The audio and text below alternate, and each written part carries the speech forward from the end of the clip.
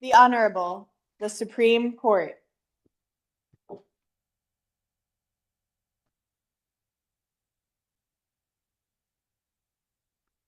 Good morning, everybody. Thank you all very much. Please be seated. And before we start, let me welcome students. We have, yes, please, Mount Mansfield. It's good to see you. Good to see you. And it's good to see all the students you brought with you. Thanks, thanks for coming. And we'll look forward to having a chat after the last case this morning.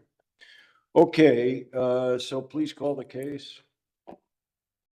Good morning, Your Honors. The matter before the court today is the case entitled John H. Belter Jr. et al. Versus City of Burlington, case number 24 AP 275.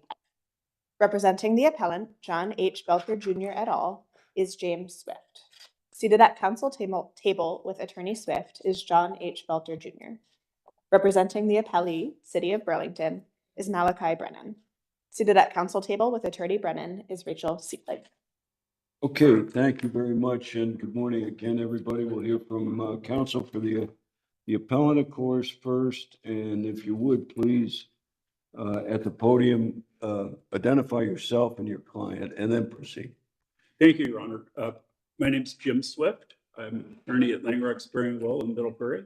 Seated at the table with me is John Belter, who lives in South Burlington, along with his wife and son, Joyce and Todd Belter. Thank you very much.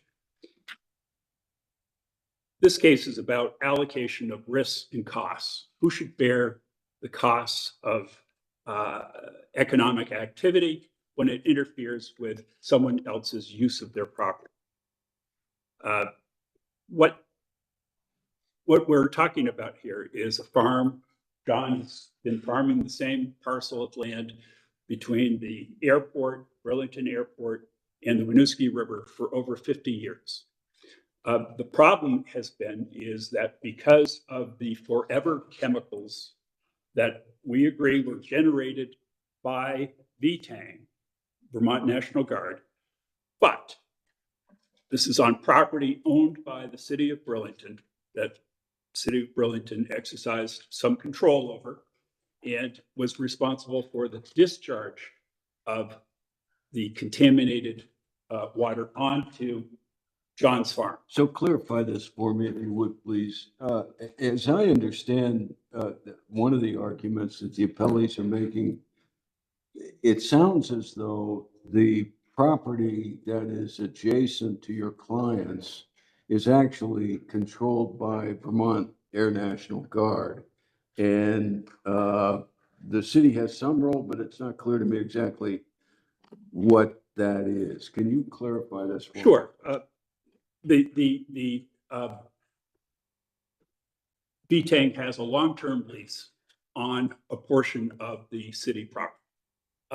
Part of that lease allows them to, and I'm looking at specifically at SPC 015, which is the 1974 lease, which has then been extended on multiple occasions. Okay. It says the government shall have the right during the existence of this lease to attach fixtures, erect additions, structures, fences, or signs, and construct utilities and other facilities in or upon the demised premises described in paragraph 2 herein, subject to the written approval of the lessor. Subject to the written approval of the lessor. So yes, just like any lease agreement, the tenant has certain rights to do fixtures, to do improvements to the property, but it's subject to the written approval of the city. And I think that's a key point, that the city basically says, we have no control over this. We have no rights to it. We don't know what's going on. So that's an important point. That provision is still in the lease today and carries forward. Another thing that's important is that under the joint use agreement, and specifically at SPC 067,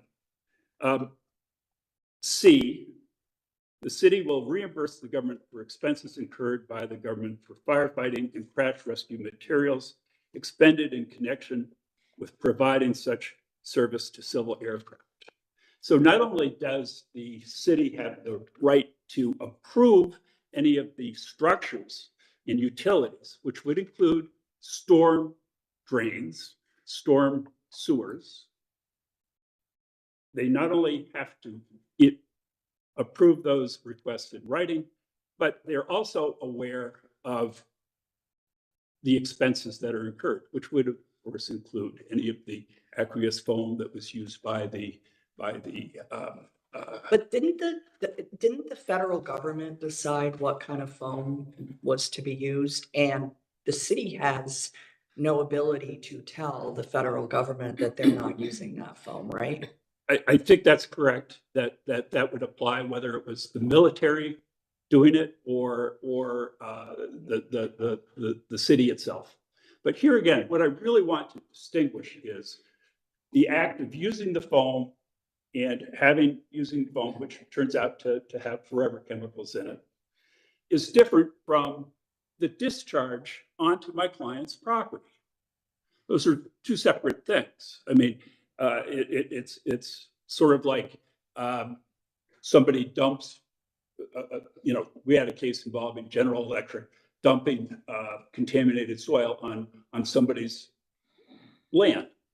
And the problem came about that then those people transferred the contaminated property. But your brief continuously says that you don't need to prove anything about the National Guard's conduct.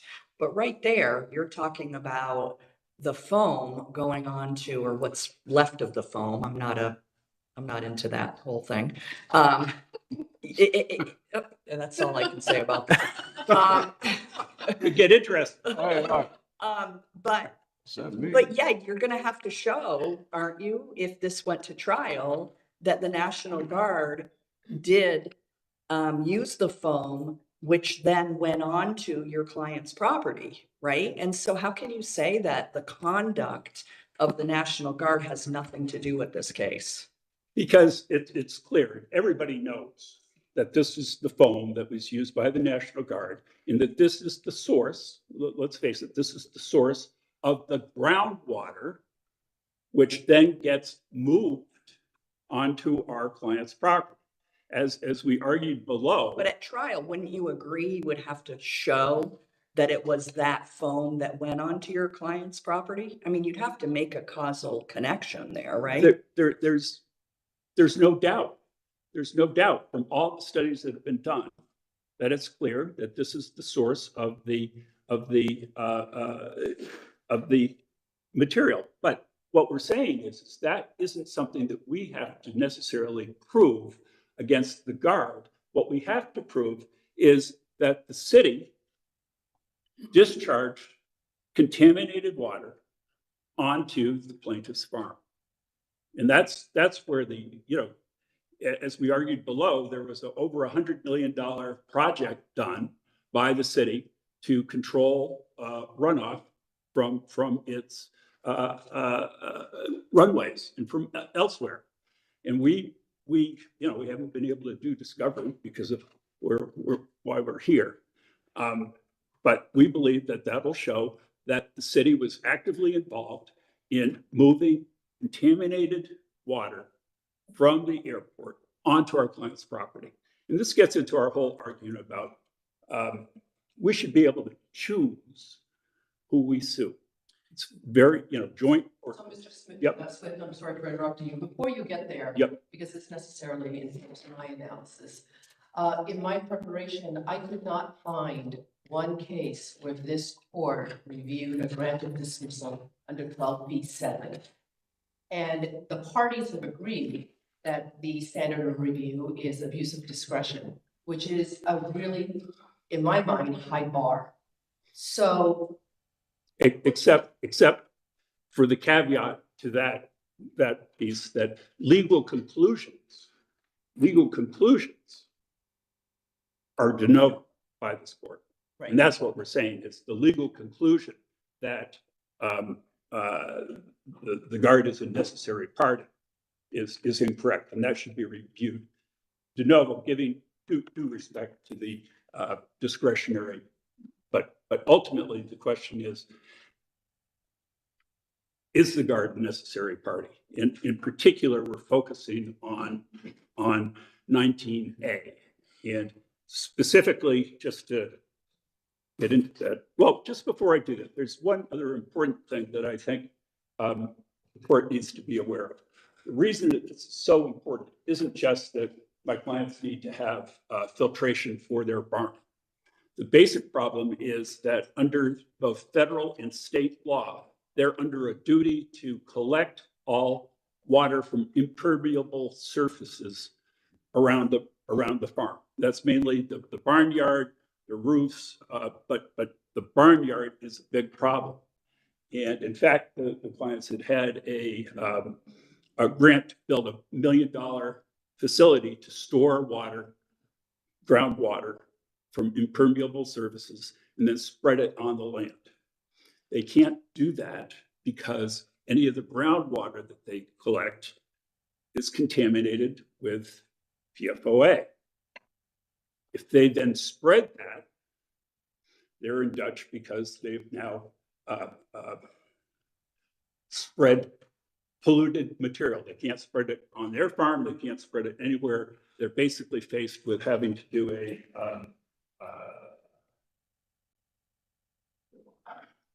do a hazardous waste disposal.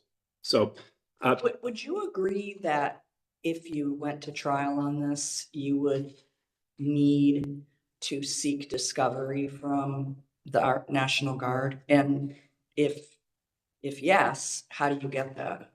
I don't think we do need to do discovery from the National Guard because there's already both state and some federal studies that are very conclusive already as to what the problem is and how it got there. Moreover, what we're focused on is not anything the Guard did, but what the city did. Like I said, Is that your negligence claim or is that your trespass case or both? well, it's both, but particularly the nuisance and trespass case. This is a traditional trespass and nuisance case where somebody up gradient has pollution and it flows onto the other person's property and it ruins it. And you don't have to show negligence. Could I ask you to direct your attention for a moment to the governmental versus proprietary issue in terms of the municipal immunity? Sure, two things. One, we maintain that the city operates this multi-million-dollar facility for profit in another town. And we believe that fits under the CATS situation. Moreover, for trespass, as we've cited in our brief, trespass and nuisance, you don't get sovereign immunity. That's what the Capital Candy case says and others for those two counts. You got to look at each of these counts. The other main issue is that there's insurance. There's lots of insurance. We believe from what we've seen of the. You haven't received discovery on that? Just informally. But yes, there's that'll be a whole other issue if we get to that of insurance, but there's a specific exclusion in the pollution exemption for firefighting activities. So it seems to be covered. I'm going to reserve very limited amount. Sure. Yep. Thank you. Thank you very much. Council, please come on up. And for the record, please introduce yourself and identify your client. Good morning, Mr. Chief Justice. Good May morning. it please the court. My name is Malachi Brennan from SRH Law, and I'm here today representing the city of Burlington. Thank you. Rule 19 calls for trial courts to make pragmatic and practical judgments based on the specific facts and circumstances of each case, and those judgments are reviewed for abuse of discretion. The circumstances of this case are playing out across the country right now, with similar claims being consolidated in a federal multi-district litigation, which includes the resolution of common issues involving the United States. But the long history in Vermont of tort law either negligence, trespass, nuisance and the like, is that the plaintiff gets to pick and choose who they wish to sue. And then that's their determination. So why would there be a necessary party analysis when it's a longstanding law that the plaintiff picks? Now, they might not get liability. They might not be able to prevail against the city of Burlington because of, you can blame the government. But why is this case a necessary party analysis? Yeah, I really appreciate the question, Justice Cohen. So the trial court also considered this, and we agree with its analysis of this issue. Is Rule 19 has to be consistent and coexist with the precedent around contribution against joint tortfeasors, and it doesn't alter. I think the commenters to the federal rule recognize that Rule 19 doesn't alter any of the traditional allocation of liability or fault between joint tortfeasors.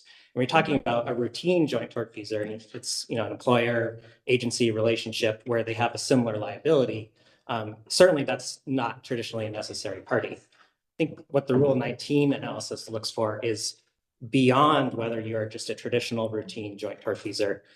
Is that absent party have an interest beyond just that joint and several liability that requires it to be in the case? And the cases that the trial court looked at here from other federal circuits say, particularly when you have an absent sovereign like the United States, who's the absent party, there's special and specific interests of the United States. I'm sorry to interrupt. No, that's fine. Is there something that would prevent you, the city, from pleading them in as a third party on an indemnity claim? In this case, Your Honor, yes, because Because of your lease? because of the sovereign immunity of the federal. Because of their defendants. immunity. But other than that, would there be anything that would prevent the city from making such a claim for indemnity? And why wouldn't that be the answer to Justice Cohen's question about the plaintiff having the option of picking and choosing who they want to sue? So thank you for the question, Chief Justice. There is indemnity provisions in the lease, but those weren't necessarily at issue in the trial court's analysis at this time. I think the city has agreed to indemnify the guard in some respects with its firefighting activities. What about the other way around? I believe the indemnity only flows between the city to the guard. To the guard. But the scope of what that indemnity is would need to be litigated. That action would need to be brought, and that would need to be figured out separately, whether that indemnity covers the scope of these environmental harms. That's not clear from the indemnity agreement that I reviewed, where that indemnity provision, whether or not it's applied or not applied, could be litigated by the city of Burlington against the government in federal court, could it not? It's possible. I think that question is not as relevant to the Rule 19 analysis. I think the trial court recognized that whether or not there's indemnity doesn't necessarily go to whether a party in the instant action has an interest that it may need to either protect or maybe impaired in the future. Can I ask a question here? Mr. Swift seems to me to be saying that his claim is about the migration of these chemicals off from one landowner's property and onto another. Does it matter in your mind what the source of that pollutant is? Yeah, absolutely. Why? Because here, the starting point for this analysis is a Rule 12 motion, and we need to start with the complaint. And the complaint describes over many decades the use of this chemical under the exclusive control and direction of the absent parties. So how this chemical was present in the environment as alleged and how it moved to the plaintiff's property is absolutely important.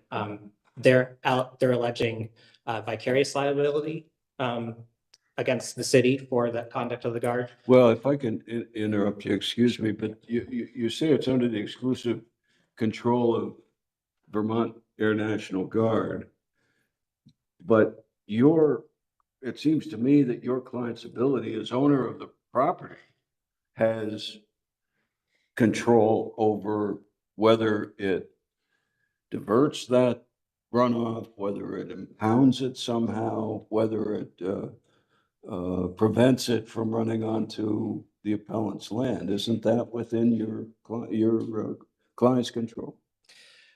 Well, Chief Justice, the lease provision does provide exclusive control within the leased area to the Air National Guard. And there are also a number of, for good. So in other words, I'm sorry, again, to interrupt you, but are you saying that the city has no right to control the runoff from its own property?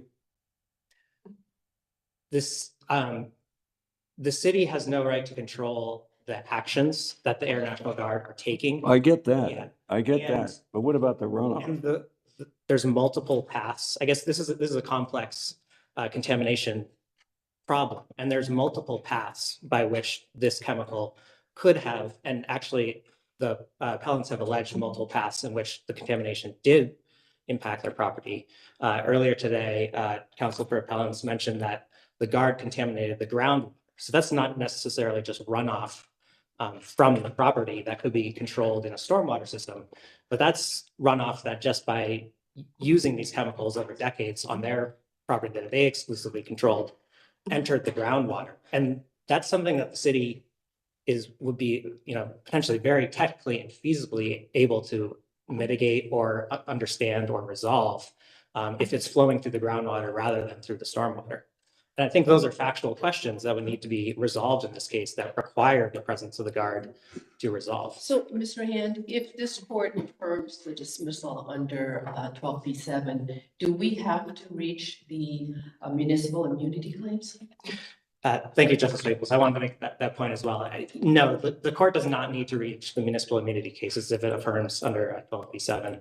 I'm happy to answer any questions on that point. I would note that this court earlier in Lorman versus City of Rutland noted that if there's a trespass and nuisance claim that are just a restated negligence claim, I think this is a negligence claim saying the city negligently did not discover this chemical in the stormwater, then the municipal sovereign immunity would apply. Is the point I want to make on that. Can I ask a brief question? Didn't the parties agree below that the National Guard could not be brought in as a party given its status? Yeah, that's exactly right. And that's because the National Guard sometimes has a federal mission and sometimes has a state mission. Right. And here, in the trial court's first decision, it was determined that the United States could not be brought in, but it needed further information to know whether the Guard could be brought in. And we stipulated after we joined the Guard to the case, and then stipulated that they could not be joined. So both parties have agreed they can't be joined. That's right, because they were engaged in a federal mission Right. at all times when they're doing the firefighting activities. What about the 2017 City of Burlington drainage rehabilitation or redo? Did that create a duty on the part of the city to do it correctly? The stormwater work? Yeah. Yeah. So the stormwater work, first I want to note like the scope of a stormwater permit and when you're engaging in constructing a stormwater system, the aim there is to manage the volume of stormwater. That's not an issue anymore. That claim was withdrawn from the case. There are questions of, if the case were to move forward, the city might raise a discretionary immunity defense to the stormwater claim. But I do want to be clear that the complaint here that the appellants had an opportunity to amend their complaint after we filed this motion. They did, man. And they continued to raise the vicarious liability and kind of joint claims against the Guard and the city in addition to the stormwater case. And I think the trial court was correct to look at this complaint and find that it wasn't credible that you could view this case solely through what occurred with respect to the stormwater system in the last few years when there's been contamination alleged for 5 decades coming from the Guard through multiple pathways. And are you aware of any case in the state of Vermont where 12b-7 motion has been granted? Failure to add the necessary party and dismissal? Your Honor, I'm not aware of a case where a 12b-7 has been granted in this court, has reviewed it in depth such to set out a standard of review for it. So no. So you agree it's very uncommon? Sorry. It's uncommon? I believe it is uncommon, but I would note that the trial court followed a number of cases that are very similar to this. That are, it is uncommon to file a lawsuit against a sovereign federal actor who is really the active and maybe even the sole actor in the complaint. Without following the process that U.S. Congress set forth in the Federal Tort Claims Act, that does provide a venue. And it's conceded here that there is a venue for the plaintiffs to proceed with this case. They could join the federal MDL. They could join the Guard in that case. They could get discovery against the Guard, and they could join the city, federal MDL too, and resolve this case wholesale. How can the city, when they could bring the city into federal court without diversity? They could bring the city into federal court in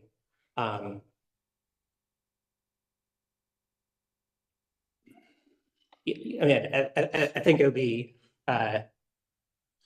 if the federal defendants were sued in this matter or were joined in this matter, it was in the record that the Air National Guard Bureau would remove this case in its entirety to the federal court. And I would also note, sorry, Your Honor, that in the federal MDL right now, and I don't want to get into too much detail, but the types of claims that are in the MDL, and we've briefed this extensively, are very similar to this, where there's a number of cities who have municipal airports who are parties in the federal MDL, and these exact type of issues are playing out there currently.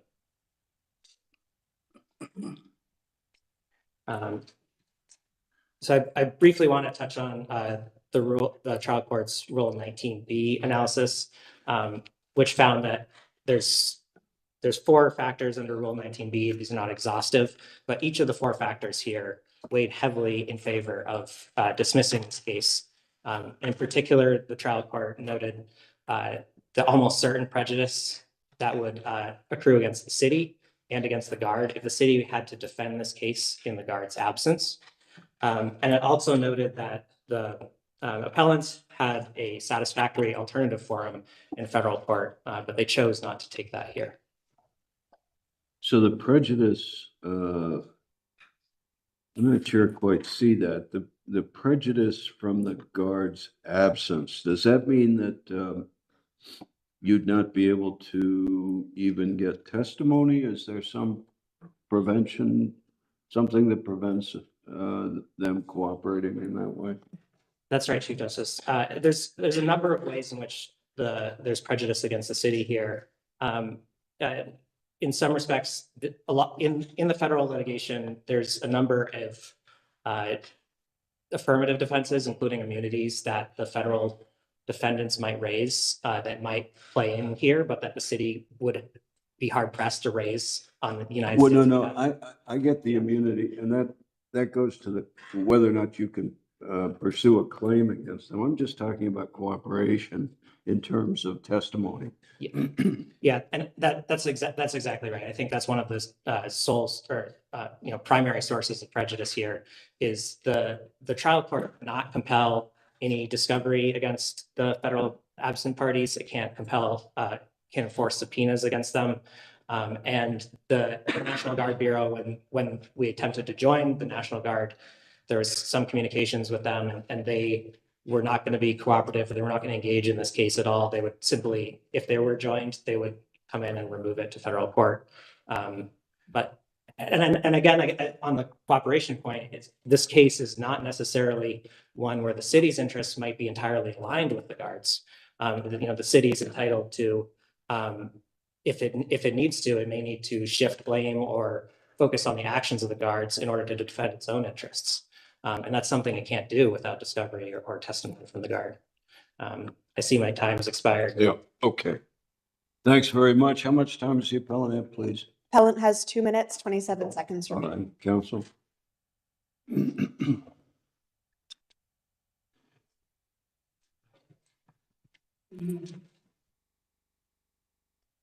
What do you say about this prejudice point? I don't see it, Your Honor. First of all, there can be no res judicata against the US.